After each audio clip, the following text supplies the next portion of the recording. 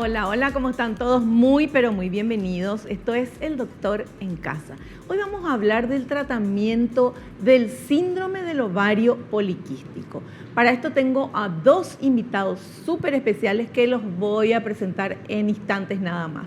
Pero antes vamos a ver la placa para entender un poquito qué es el ovario, el síndrome de ovario poliquístico, y obviamente en el programa vamos a ver el tratamiento. Señor director, por favor, si podemos ver, las mujeres con ovario poliquístico refieren que dejan de menstruar después de haber tenido periodos regulares. Síntomas como acné y exceso de vello son indicadores de que algo pasa con los ovarios por los cambios en los niveles hormonales. Esta patología puede influir en la fertilidad. Por eso es muy importante acudir a un médico especialista para el correcto diagnóstico, tratamiento individualizado y seguimiento.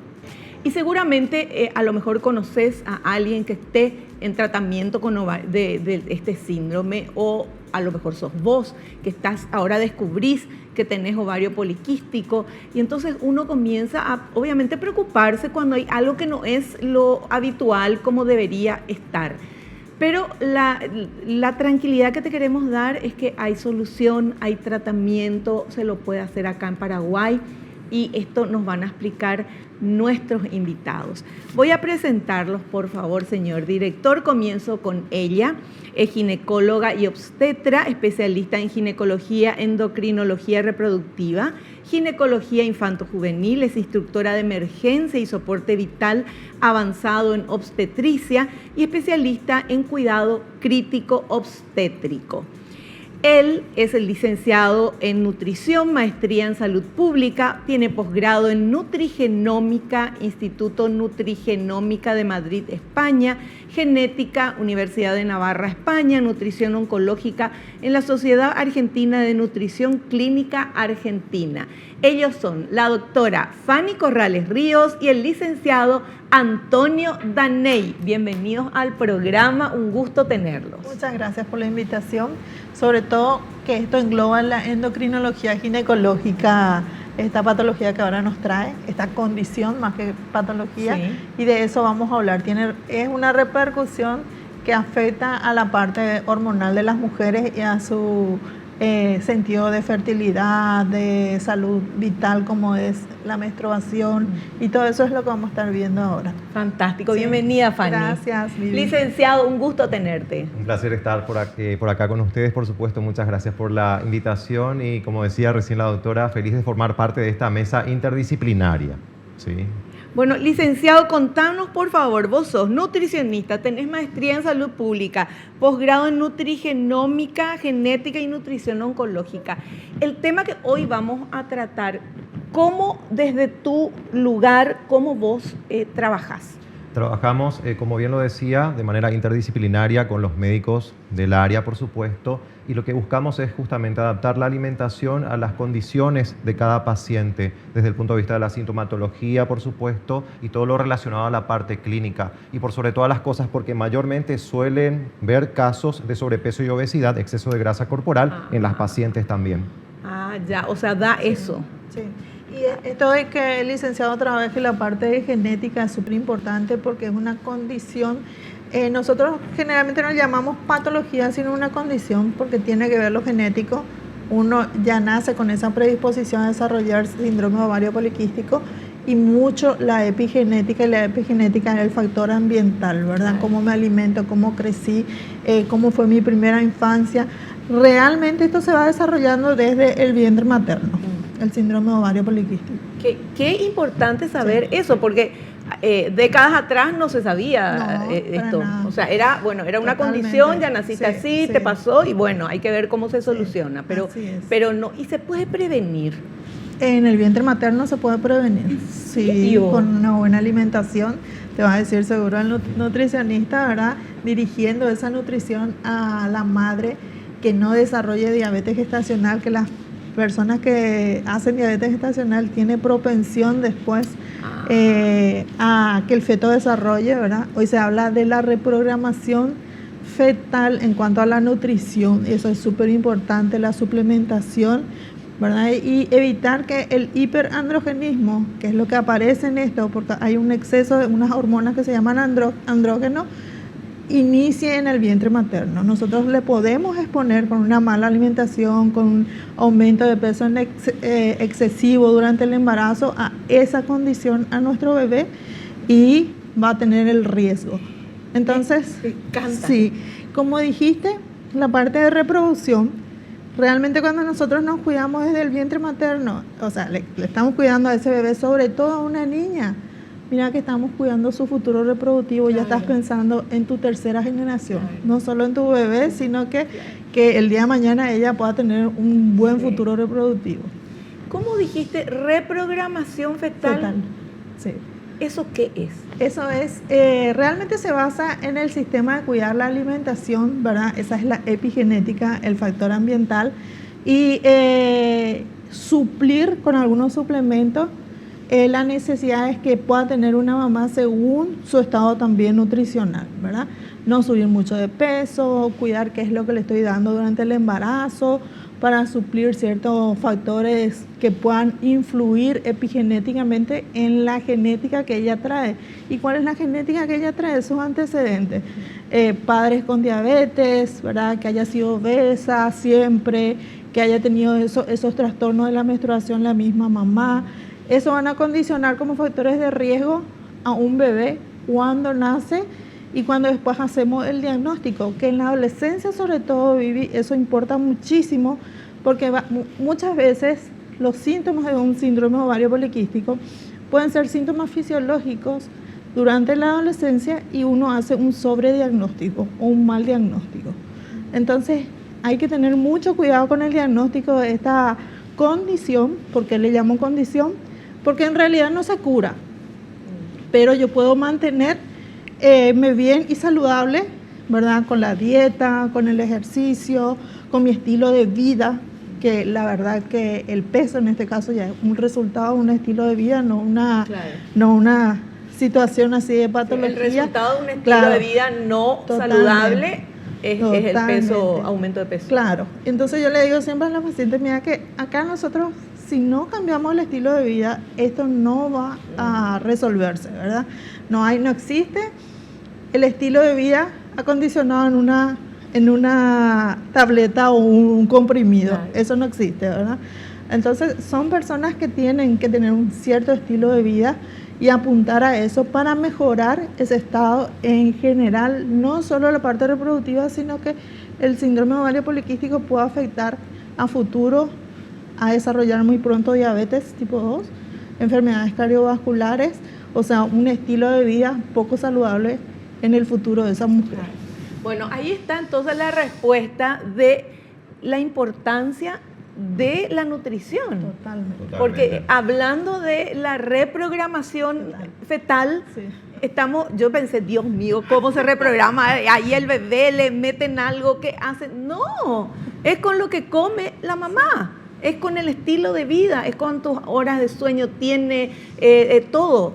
¿Verdad, licenciado? Así mismo, Vivi, como lo dijo bien la doctora, y celebro que se esté tratando el concepto de epigenética, porque va más allá de eso incluso. No solamente el estilo de vida de la mamá o futura mamá, sino que también del futuro papá.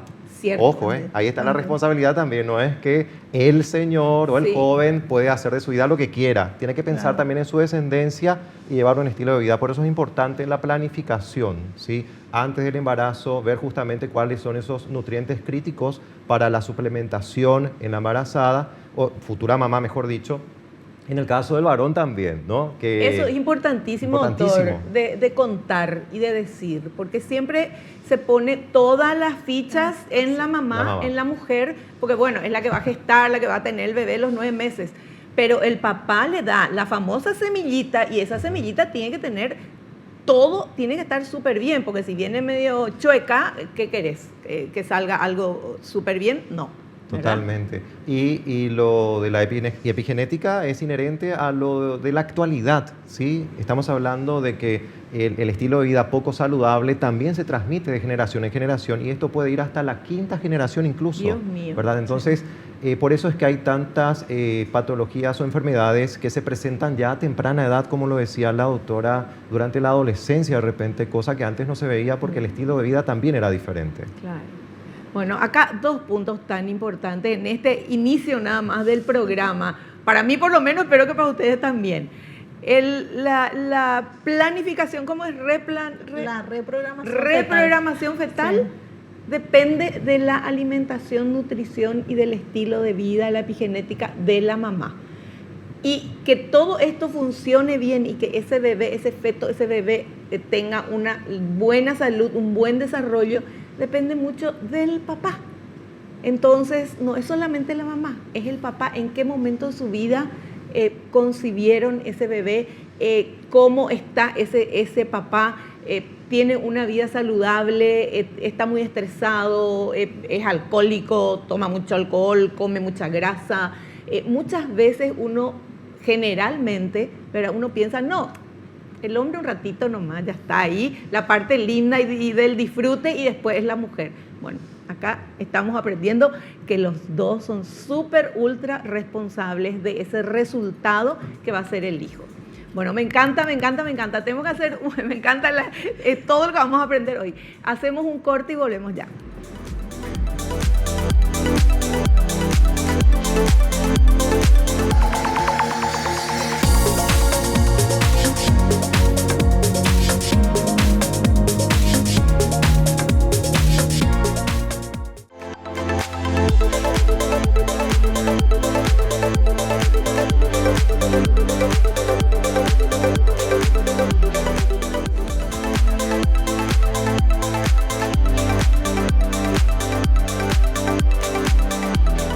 Muy bien, comenzamos ya ahora con nuestros materiales para ir aprendiendo un poquito más y teniendo el lujo de estos invitados en el programa de hoy. Vamos, señor director, por favor. Características del síndrome de ovario poliquístico. Es más frecuente en mujeres obesas o con exceso de peso. Hay falta de ciclos menstruales normales o ausencia de menstruación. Niveles elevados de hormonas masculinas, con manifestaciones clínicas como el crecimiento excesivo de vello en zonas andrógeno dependientes, acné, alopecia, poliquistosis en los ovarios e hiperinsulinemia consecuente a la resistencia a la insulina.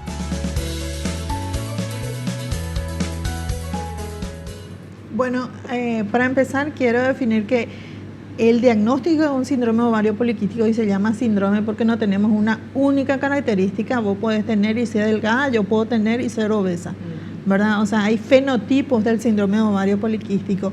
Y lo importante es entender que uno nace con esta condición, como te dije al principio, y que hay muchas otras patologías que pueden dar esos síntomas. Entonces nosotros hacemos el diagnóstico por descarte. Yo tengo que descartar algunas patologías que pueden alterar las hormonas, ¿verdad? Y si ninguna de esas tiene la paciente, entonces le catalogo de un síndrome ovario poliquístico, y se llama así porque tiene 3 características, de las cuales 2 vos podés tener, ¿verdad? Una de ellas es la irregularidad menstrual, o a veces falta misma de la menstruación por falta de ovulación. Se llaman pacientes con anovulación crónica, ¿verdad? Que puede llevar, esa es la que afecta más a la fertilidad. También alteraciones de las hormonas, que pueden ser con manifestaciones clínicas como el acné, la pérdida de cabello, alopecia, y también la aparición de vellos en lugares donde el hombre normalmente tiene, ¿verdad? Esas son las características clínicas de un tipo bigote y barba, o en la pancita o en la espalda, ¿verdad? A veces en el pecho. Bueno, vamos a aclarar que las mujeres muchas veces tenemos vellos. Claro, ¿verdad? En esta parte, ¿verdad? Pero el exceso es lo que sí. Ya. ¿Y cuál es la característica del vello androgénico o masculinizante? Es que es grueso, ¿verdad? Se cree que a veces el vello sale grueso porque uno se afeita. No es así, es por la hormona, ¿verdad? El varón tiene el pelo más grueso por el tipo de hormona. Entonces esa es la característica del vello, y abundante, por supuesto. O sea, no normal como debería tener una mujer. Y después están las manifestaciones bioquímicas, que es el aumento hormonal, cuando nosotros le pedimos su análisis de hormona, que tiene que ser en la primera etapa de un ciclo, que es entre el segundo a quinto día de la menstruación, no realizarse de cualquier manera nomás este estudio hormonal porque no sirve, ¿verdad? Me voy a tomar del primero al quinto del día. segundo al quinto día de la menstruación. En la menstruación, Durante la menstruación. Y en ese periodo nosotros vemos cómo arranca un ovario, ¿verdad?, a funcionar desde el punto de vista hormonal, y generalmente si tiene elevados los andrógenos, esta paciente no va a menstruar o va a menstruar con ciclos muy largos, duran más de 45 días o 60 días su menstruación. Dios mío. Sí. Y también, 2 meses menstruando. Sin menstruación. Sin menstruación. Sin menstruación. También se puede dar que a veces hay un estímulo hormonal en la cual no menstrua la paciente, y cuando menstrua, la menstruación es exagerada o en exceso, ¿verdad? Que también es inhabilitante una menstruación abundante para una mujer. ¿Y dolor siente la mujer? En general no está muy relacionado con el dolor, ¿verdad? Ahora, se puede ver, porque es ovario poliquístico, tiene muchos quistecitos, no siempre, ¿verdad? No siempre. Y esa es la tercera característica, que hay ovarios con poliquistosis. Claro, como no está ovulando, está juntando ahí de mala manera, les voy a decir, sus óvulos, y no hay ovulación, entonces empieza a aparecer los ovarios con múltiples quistes, ¿verdad? Que es diferente a múltiples folículos que generalmente se ve luego en la adolescencia. Entonces, por ejemplo, en la adolescencia la ecografía a mí no me sirve. Y hay gente que hace diagnóstico a través de una ecografía, y no es la ecografía lo más importante. Yo puedo tener síndrome de ovario poliquístico y tener un ovario sin poliquistosis, ¿verdad? Puedo tener un ovario poliquístico, por ejemplo, por la ingesta de algún tipo de anticonceptivo, sin tener síndrome de ovario poliquístico. O sea, la ecografía en adolescentes no se hace, hasta que ella haya cumplido. No es para diagnosticar. No es para diagnosticar. Hasta que cumplió 8 años de haber menstruado por primera vez, que es el periodo que nosotros decimos de maduración del eje hormonal, ¿verdad? En la adolescencia prima más las características clínicas, como que falte la menstruación más de 45 días, o a veces menstruan y después de 6 meses vuelven a menstruar. Eso no es normal en la adolescencia, aunque muchas veces se da como normal justamente porque es adolescente y no se conoce la característica. O porque dicen, no, yo también era así, dice la mamá. Y también tenía ovario poliquístico seguramente, ¿verdad? O algún problema. Claro. Y entonces hay que definir bien en qué edad del ciclo menstrual, en qué etapa está ella, en qué edad de su desarrollo, para poder hacer un buen diagnóstico de síndrome de ovario poliquístico. Lo que también prima mucho son los factores de riesgo, antecedentes de familiares con diabetes, como te dije, que haya nacido con un bajo peso, pero sin embargo ganó mucho peso en la primera infancia, ¿verdad? Y fue obeso durante los primeros 5 años de vida. Esa también es una paciente, o un paciente, un varón, ¿verdad?, que pueda tener este trastorno metabólico, que también es metabólico, influye mucho. Y como decía el panel ahí que estabas mostrando, el tema de la insulinoresistencia, que te acuerdas cuando te expliqué de qué se trata, ¿verdad? Que es como que la insulina, o sea, el músculo hace resistencia a que entre esa insulina y pueda gastar energía fácilmente, ¿verdad? Entonces estas pacientes tienen esa insulinoresistencia, muchas de ellas, no todas las del síndrome de ovario poliquístico, y son las que van a ser más gorditas, con una obesidad central, más que periférica. No es la cadera ancha, sino el aumento de vientre, ¿verdad? Y generalmente siempre van a estar agotadas. Es la que te dice, lo que como me engorda, ¿verdad? Y si tiene, ya nos va a contar el licenciado, tiene un estilo de vida y alimentación diferente al resto de las personas, ¿verdad?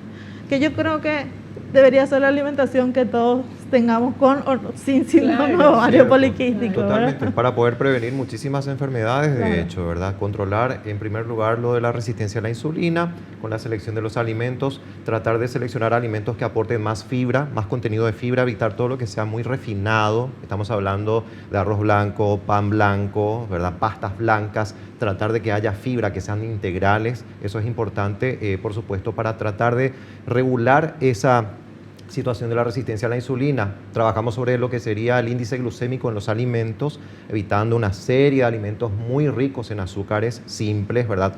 Hay diferencias entre consumir una fruta entera, una manzana, que licuar esa manzana o exprimir la naranja, ¿verdad? Todo eso, al igual que la cocción de ciertos alimentos. La zanahoria cruda, por ejemplo, tiene un índice glucémico bajo.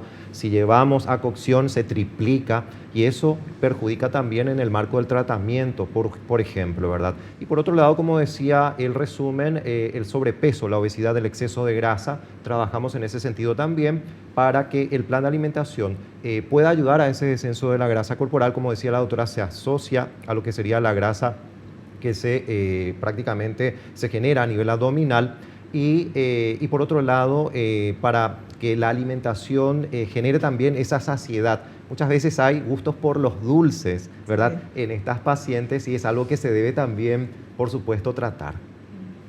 Doctor, me quedé con lo de la zanahoria. Sí. ¿La zanahoria cruda es mejor que la zanahoria cocinada? Que la zanahoria cocida, exactamente, sí. ¿Qué pasa? Al llevar a cocción, lógicamente, el efecto de la temperatura hace que esa fibra se vaya disolviendo, por así decirlo. Nosotros queremos que eso permanezca de esa forma para que dentro de lo que sería la ingesta y la absorción, el metabolismo posteriormente, por supuesto, nos genera un pico elevado de glucemia, ¿verdad? Es algo a tener en cuenta también. Y por otro lado, se mastica más y eso genera también más saciedad. Claro. Sí. Es genial tener zanahorias lavaditas en la heladera y cuando te da ese atracón, esas ganas, cran, tipo conejo, es genial. Doctor, y tenemos que ir al corte, pero yo leí que si uno congela el pan, se ríe el doctor, pones tu pan en la congeladora, entonces después al día siguiente o lo que sea, sacás y ahí calentás y comes. Algo pasa que es mejor que si fuera el pan sin congelar. ¿Es cierto o es mentira? Muy interesante la pregunta. Puede haber una diferencia en cuanto a la composición, es decir, más almidón que lo que sería en este caso el carbohidrato simple en sí, pero no hay el componente que nosotros estamos buscando, que es la fibra, ¿sí? Sería diferente en el caso de una masa madre, que sí, evidentemente hay como una especie de digestión previa y por lo tanto eso nos eleva la glucosa en sangre, ¿verdad? O sea, es mejor masa madre. Masa madre integral es lo ideal. Y el tema del congelar el pan, que no sea masa madre, congelás el pan y al día siguiente calentás, qué sé yo, y comes. ¿Hay diferencia en ese pan del día siguiente que ha sido congelado? No, para lo que nosotros estamos buscando no. ¿Y para otra cosa? No, en general no. Viene a ser lo mismo. Licenciado, el estilo de cocción, por ejemplo, esto de hacer al vapor o hirviendo, claro. ¿Favorece el vapor? En la zanahoria, por ejemplo. En la zanahoria. De igual manera, con el vapor evidentemente no se llega a lo que sería la temperatura de ebullición y por lo tanto no hay un ablandamiento total de repente. Es mejor que sea al vapor, pero siempre tirando hacia lo que sería la zanahoria cruda. Claro, claro. Fantástico. Hacemos el corte y volvemos.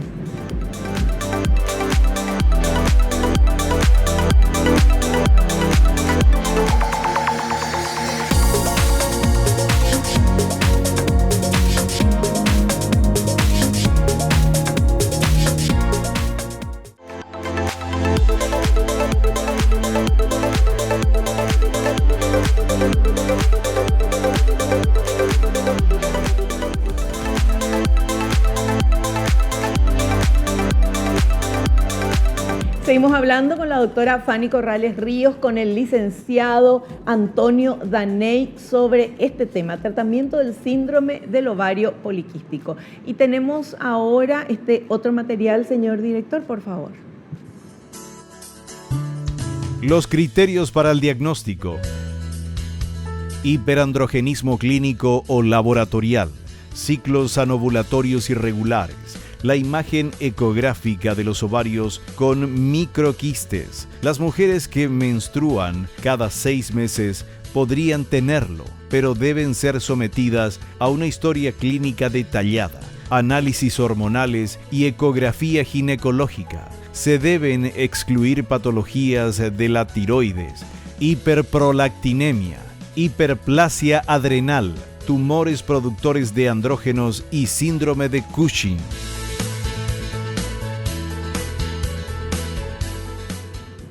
Interesante, qué bueno, porque es cierto, hay que excluir antes de hacer el diagnóstico. No es el diagnóstico del síndrome de ovario poliquístico de entrada. Como te dije al principio, hay muchos sobres-diagnósticos. Después acuden porque no mejoran, de vuelta al consultorio conmigo y le digo, no, realmente no iba por ahí, ¿verdad? No era. No, la tiroides juega un papel súper importante. Hay que evaluar en las pacientes que están con falta de menstruación, con obesidad, con cansancio. También pueden producir falta de menstruación, el tema de la tiroides, ¿verdad? Cuando hay un exceso de síntomas como acné, vello, yo tengo que descartar patologías de la suprarrenal, que es una glándula que está encima del riñón, como dice su nombre, pero produce hormonas, entre ellas una que se llama, que nosotros le decimos DEA, pero de hidroandrosterona, difícil pronunciar, ¿verdad? Sulfato. Y sí, el aumento de eso me da un diagnóstico que va a hacer que tenga las mismas características. Y el Cushing es la manifestación que generalmente se da por el exceso de uso de corticoides, ¿verdad? Que es súper importante también saber si esta paciente cuando chica fue asmática y usó mucho tiempo o de forma crónica o tuvo alguna otra condición, ¿verdad? Por ejemplo, las autoinmunes que usan mucho el tema de corticoides y puede provocar el síndrome de Cushing, que sea por obesidad central, aumento de acné, vellos. Yo tengo que descartar todo eso. Y la hiperprolactinemia, la prolactina es una hormona que se secreta durante el embarazo para producir leche, ¿verdad? Y generalmente también provoca que la mujer que está amamantando esté en amenorrea.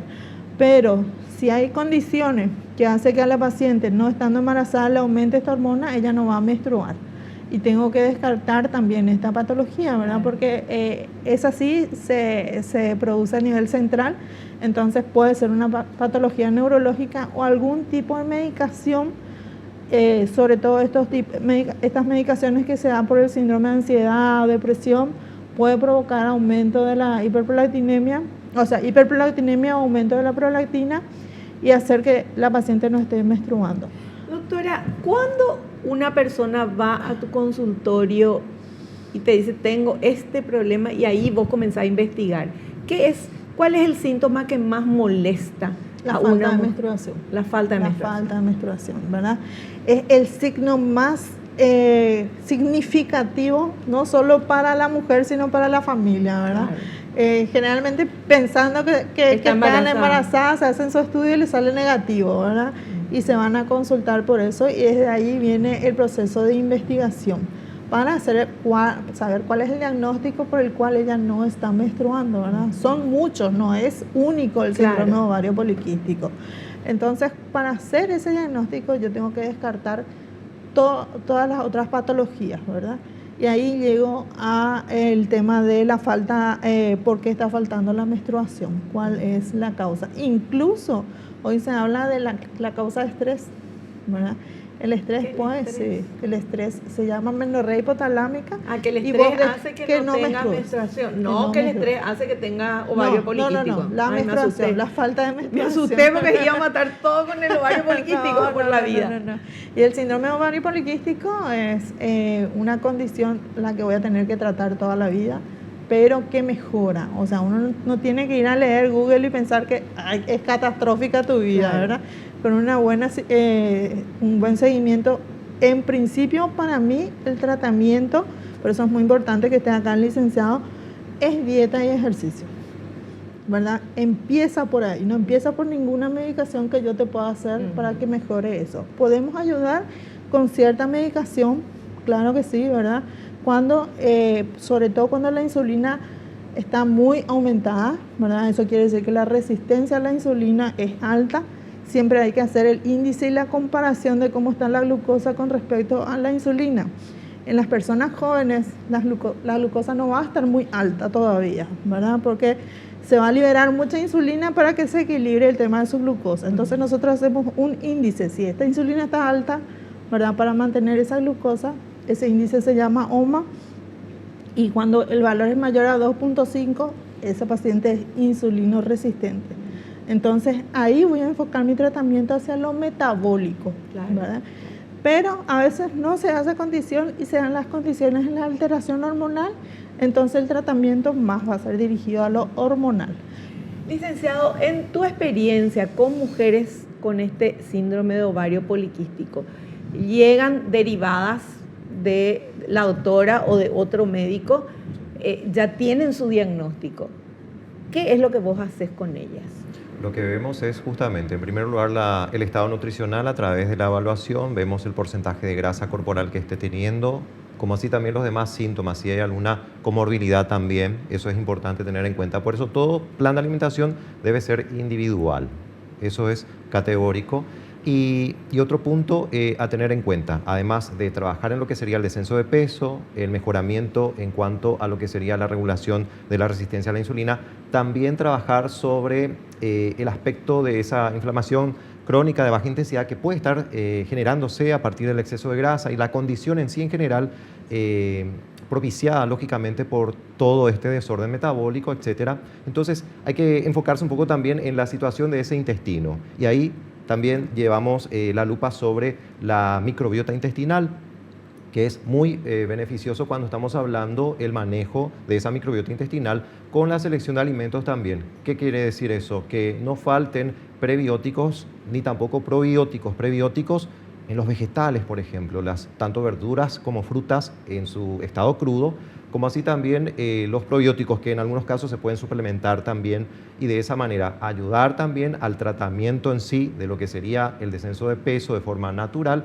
y asimismo también ayudar a esa desinflamación, por así decirlo, que no es aguda, pero de esa manera la paciente podrá ver también algunos cambios positivos en ese aspecto. Y hay una asociación también sobre el bienestar, ¿no? Claro.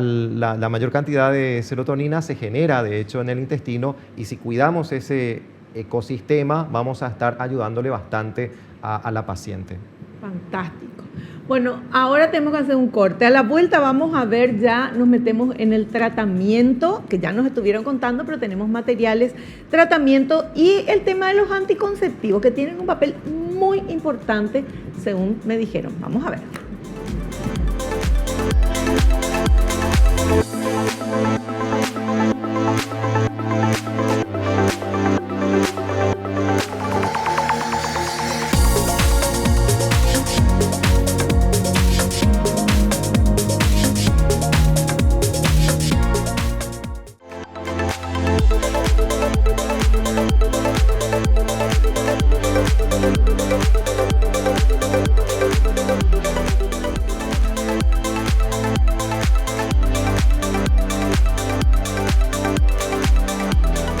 Bueno, ahora vamos a ver este material que habla del tratamiento del síndrome de ovario poliquístico.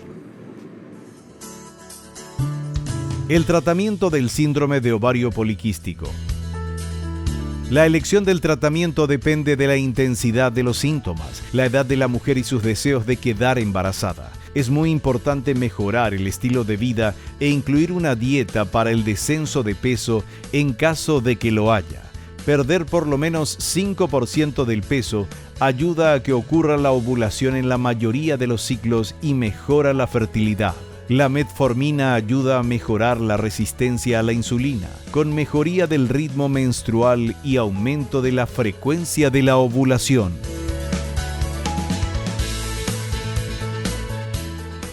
Bueno, directo contigo, doctora. Me encantó esto de que baja de peso y ovula. Y cuidado si no te querés embarazar. Claro. Pues vas a escuchar muchas historias que bajé de peso y me quedé embarazada. Siempre justo pasa cuando eso. Estaba viendo. Bueno, sí. Es así, porque el factor metabólico hace que haya una anovulación. Entonces empieza a bajar de peso. Yo pensé que era el marido que estaba más emocionado. No. Baja de peso. Puede ser, porque bajaste de peso, estás más linda y se emociona más el marido. Pero también tiene que ver con la ovulación. Yeah. Cuando uno está con sobrepeso o obesidad, ¿verdad?, que es importante lo que dijo el licenciado con la valoración nutricional, hay que irse para que te digan, estás en sobrepeso, porque a veces no queremos reconocer ese estado, ¿verdad? Sí, estoy nomás. Entonces, sí, gostosa, como dicen los brasileños. Entonces, bajar de peso hace que uno ovule y se quede embarazada. Por eso hay que saber, o sea, yo siempre le digo también a los nutricionistas cuando hacen este tratamiento, ojo, pregúntenle a si está buscando fertilidad o no, ¿verdad? Porque una cosa que leen siempre en Google es que no se van a quedar embarazadas. Y no es así, ¿verdad? Claro. Lo que apeligra en el síndrome de ovario poliquístico es que no tenés un ciclo real. Entonces vos no podés saber exactamente cuándo vas a ovular. O sea, ¿verdad? es Y una te podés- lotería. Claro, y te podés quedar embarazada con el síndrome de ovario poliquístico. Sí, porque hay lo que se cree es, no, ovario poliquístico no se puede quedar embarazada. Eso es lo que tenemos todo en la no, mente. es así.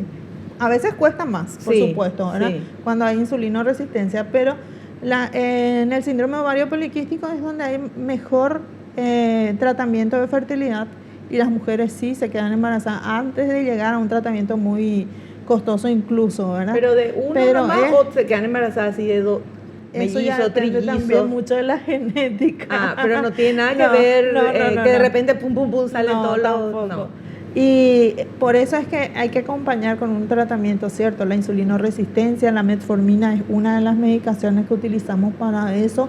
Hoy día vienen otros que son los análogos también.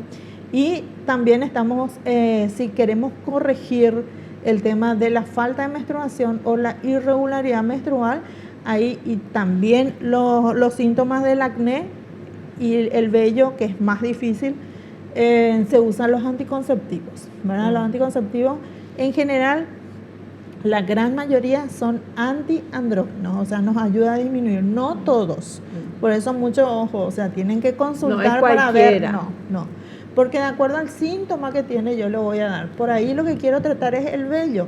El vello es más difícil porque el vello tiene un ciclo que aproximadamente va entre 9 a 12 meses, ¿verdad? Entonces no va a ser tan rápido el tratamiento. Doctora, y perdón que te Sí. interrumpa ahí, pero ¿y el vello, por ejemplo, si una persona se hace depilación láser? Es lo más indicado hoy día para el síndrome de ovario y poliquístico. ya, Sí, porque es la lo más depilación indicado. láser es maravillosa. Es lo más indicado Para porque, todo. sí, como te dije, va a disminuir el grosor, que es lo que Claro. tenemos estas pacientes con Sí. síndrome de ovario poliquístico, Sí. ¿verdad? El vello muy durito, Sí. ¿verdad?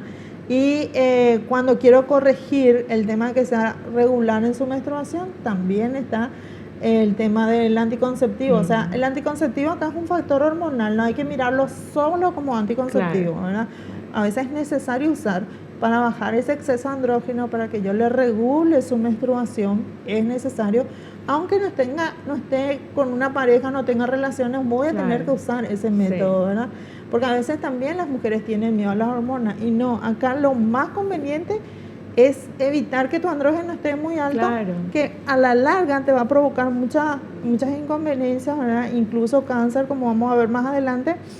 Pero sobre todo estoy cuidando, cuando te bajo tu andrógeno, estoy cuidando tu fertilidad futura. Me ¿verdad? encanta, me encanta. Bueno, y justamente de eso habla este siguiente material. Los anticonceptivos tienen un papel importante para el tratamiento si están bien indicados. En caso de que la paciente cuente con irregularidad menstrual e hiperandrogenismo y no desee embarazarse, los anticonceptivos tienen indicación. Pueden ayudar a inducir el sangrado y disminuir el exceso de vello y acné. Pero siempre es importante que en paralelo se mantenga un estilo de vida saludable con descenso del exceso de peso. Bueno, eso era lo que ya nos decías Sí. vos. Y siempre yo acompaño esto con el tema de una interconsulta con un nutricionista que sepa que maneje el tema, porque tampoco Claro. es que le dé una tostada de desayuno y qué sé yo, ¿verdad? No, Sí. una dieta, yo no estoy buscando ahí solamente bajar de peso, sino mejorar el metabolismo, ¿verdad? ¿Y cómo La es esa dieta? insulinoresistencia. ¿Cómo es esa dieta, licenciado? ¿Es diferente a una dieta si yo me voy y te digo, bueno, quiero bajar de peso y me das una dieta? Y va otra persona que tiene ovario poliquístico y tiene que bajar de peso. ¿Es la misma? ¿Es diferente? ¿Cómo es? Es diferente, de hecho cada plan de alimentación debería ser diferente, teniendo en cuenta la situación de cada paciente. Por supuesto, acá no solamente estamos trabajando sobre el descenso de peso, sino que también tratar de buscar ese equilibrio a nivel hormonal, también por supuesto a nivel de la microbiota intestinal o microbioma en general. y por ende es importante mirar también hacia esos nutrientes que de repente pueden ser críticos, ¿no? Como bien se mencionó hace un ratito, es una etapa de preconcepción más allá de que de repente no sea la idea concebir un bebé en ese momento. Es importante brindar todos esos nutrientes como el ácido fólico, por supuesto que no falte el zinc, porque no solo estamos hablando de la nutrición de la madre, sino que también ya del bebé. Entonces, no debe faltar eso. También mirar un poco cuál es el nivel de vitamina D en plasma, que de repente se asocia bastante también con el exceso de grasa corporal. El exceso de grasa secuestra la vitamina D, por lo tanto hay una carencia en cuanto a lo que es la circulación sanguínea, y eso también puede conducir a agravamiento de varios problemas, entre ellos, por ejemplo, por supuesto, el síndrome ovario poliquístico. Entonces, trabajar en ese sentido es diferente, debe, en este caso, llegar al consultorio con el diagnóstico certero para justamente trabajar de manera adecuada. Claro. ¿Y le cuesta más bajar de peso a una persona con ovario poliquístico que a otra persona que no tenga esa condición? Sí, mayormente suele verse esa situación. Hay que tener en cuenta que hay, por supuesto, un peso metabólico en ese aspecto. También el factor psicológico juega mucho. Es importante tener en cuenta también que ese estilo de vida que está llevando la persona, la paciente, también es de alguna manera por la condición que está presentando. Entonces es ideal también trabajar en esos malos hábitos. Lleva más tiempo también la corrección de esos malos hábitos cuando hablamos de que existe como una especie de adicción hacia ciertos alimentos, ¿verdad? Entonces es un trabajo que lleva su tiempo, pero es reversible la situación y esa es la parte más favorable.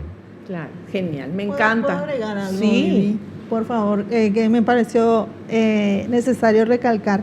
La disbiosis es cuando hay una alteración de esa microbioma que el licenciado estaba diciendo, ¿verdad? Y se ve muchísimo en estas pacientes, una alteración a nivel intestinal de la disbiosis que tiene mucho que ver con la salud mental.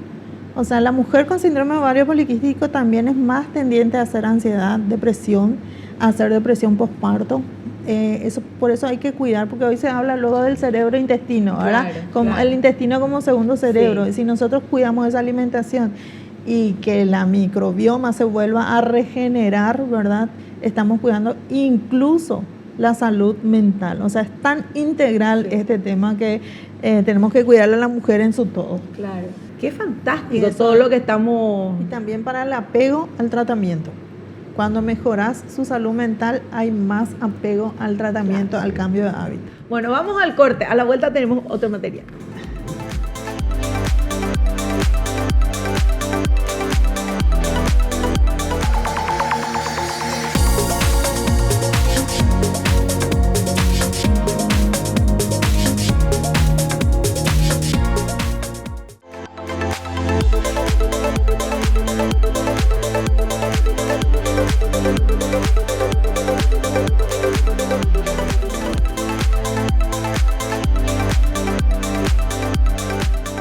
¿Y qué pasa que si no se tiene una buena resolución? Es lo que nos dice este material.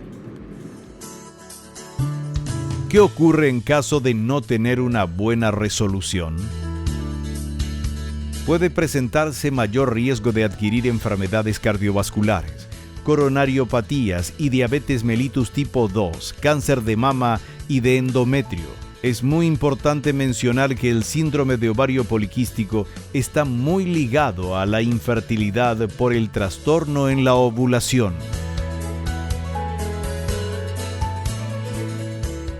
Sí. Bueno, este es el caso que no se haga el tratamiento. Claro, o muchas veces, como te digo que es un cambio de estilo de vida, vos suspendés todo eso y volvés a la condición, ¿verdad? Estás mejorando, pero te cansaste de comer sano, de hacer ejercicio, suspendés todo y volvés a la condición. No se supera con eso así del todo. Por eso es súper importante. Después me quedé embarazada, tuve mi bebé, ya estoy genial. No, para nada.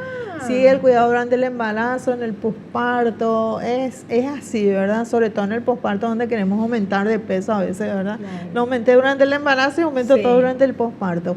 Y es una condición, no es una enfermedad que trata y se cura, ¿verdad? Entonces hay que convencerse que ese estilo de vida ya tiene que ser el que tengo que llevar siempre, ¿verdad? Es que la verdad que es el estilo de vida que todos tenemos que llevar. con Sí. ovario, sin ovario, con quiste o Tal no. cual. Y después puede provocar, la más frecuente es la hipertensión y las enfermedades cardiovasculares que conlleva eso, y el trastorno metabólico como la diabetes tipo 2. O sea que, moraleja de todo lo que estuvimos viendo, hay solución, pero esa solución tiene que ser siempre, de por vida. Y no es tampoco algo difícil porque es al final lo que todos tenemos que hacer, llevar una vida sana. Totalmente. Y el circuito de la mujer no termina con la reproducción. Después viene la etapa de la menopausia, ¿verdad? Sí. Y si yo me cuidé en toda la etapa de mi vida, voy a llegar a un estado saludable de menopausia, Así mismo. donde voy a evitar muchas situaciones como la diabetes, la hipertensión, que es lo que aparece en esa etapa, la osteoporosis, la misma cosa, ¿verdad? Entonces estoy cuidando toda mi vida ya con eso. Fantástico. Bueno, tenemos preguntas. Vamos por favor con esa primera preguntita. ¿Será necesario un método de reproducción asistida para embarazarse luego del tratamiento del síndrome del ovario poliquístico? No siempre. Puede llegar a esa situación, pero no es la más frecuente. Sí, el cambio de estilo de vida, como te dije, o sea, si no te querés embarazar y vas a bajar de peso, cuídate con algún método. Sí. Perfecto. Sigamos, otra preguntita. ¿El síndrome de ovario poliquístico puede estar relacionado con nódulos en las tiroides? Es una patología que tiene, o una condición que tiene una relación con la inflamación, y la inflamación de la tiroides, una de ellas se llama tiroiditis de Hashimoto, es como una enfermedad autoinmune, que es la que más se relaciona con el síndrome de ovario poliquístico, donde hay un hipotiroidismo, aunque muchas veces no tengan nódulos tiroides, ¿verdad? Y tiene muchas condiciones, el aumento de peso, estar cansada, que sí también trae el síndrome de ovario poliquístico, y cuando las articulaciones, sobre todo en la mano, duele, puede ser un problema tiroideo. Entonces hay que estudiarle integralmente a la mujer y ver que su tiroides no esté reaccionando contra ella misma, ¿verdad? Ya, perfecto. Otra preguntita. Si en la ecografía se ve que hay quistes en el ovario, ¿significa que se tiene el síndrome de ovario poliquístico? Qué linda pregunta, porque a veces solamente con esa característica hacen el diagnóstico y no. Incluso, como les dije, hay métodos anticonceptivos que no tienen estrógeno y forman pequeños microquistes en el ovario que uno, si no conoce y ve el ovario poliquístico, ya le dice a la paciente ovario poliquístico y ya viene con su rótulo, ¿verdad? No. Hay que descartar muchas situaciones que puedan provocar quistes en el ovario. Perfecto. Y la última consulta. ¿El síndrome de ovario poliquístico se puede convertir en cáncer? Bueno, eso ya vimos, ¿verdad? El más frecuente es el cáncer de endometrio, que es un tipo de cáncer de útero que se da mucho por el exceso de andrógeno, ¿verdad? Que está afectando a ese útero. Y el cuerpo del útero tiene cáncer, o sea, toda la mujer, ¿verdad? Pero sí, se llama cáncer de endometrio. Y la condición, ¿verdad?, de inflamación puede provocar cualquier aumento de cualquier oncogen que yo tenga, y puede estar el cáncer de mama, incluso por ahí, no está muy demostrado, pero relacionarse con otros tipos de cánceres como el de ovario y el de colon. Perfecto. Y una pregunta para usted, licenciado. ¿Cómo es el tratamiento nutricional de una mujer que tiene este síndrome de ovario poliquístico? Es una alimentación rica en fibra, en antioxidantes. Estamos hablando de alimentos naturales, evitando todo lo que sea muy procesado. Evitamos el azúcar, eso también es importante tener en cuenta. No solo el azúcar que agregamos ahí al café, sino que en general ese azúcar que está invisible en ciertos alimentos, también en los aderezos de repente, por supuesto. Y por sobre todas las cosas, pensando en un tratamiento en el largo plazo, ¿no? Acá la nutrición abarca todas las etapas de la vida y no solo en ese momento hasta que el diagnóstico diga otra cosa, sino que debe ser algo que perdure para que de esa manera pueda justamente prevenir muchas otras patologías, no solamente el síndrome ovario poliquístico. O sea que tiene que ser también un tratamiento nutricional rico, variado, porque si va a ser para toda la vida y le decís no te van a hacer caso. Se tiene que adaptar a la situación de la paciente, por supuesto, en cuanto a su cultura alimentaria, modificar todo lo que sea malo, sin lugar a dudas, sí, donde haya proteínas, por supuesto, hablamos de carnes magras, hablamos también de grasas saludables, aceite de oliva, aguacate, nueces, almendras. De esa manera vamos a estar ayudando también a la prevención cardiovascular, que es una de las consecuencias en el caso de no tratarse a tiempo. Ya, perfecto. Bueno, creo que quedó bastante claro y que feliz estoy de tener estos invitados acá en el programa. Quiero agradecerte, Fanny, muchísimas gracias, placer, tu Vivi, tiempo estar y venir a explicarnos pero tan bien y cómo se nota la experiencia que tenés. Gracias, muchas gracias. Y bueno, cuando inviten, siempre estoy. Por supuesto. Licenciado, muchísimas gracias también.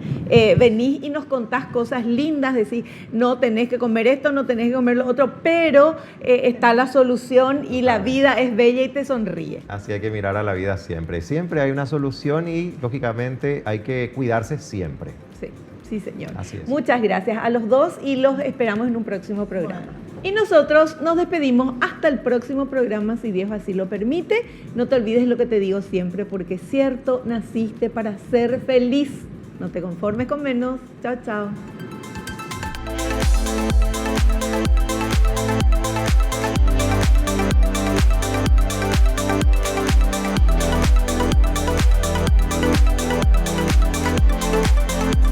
La revista El Doctor en Casa presentó su programa El Doctor en Casa TV.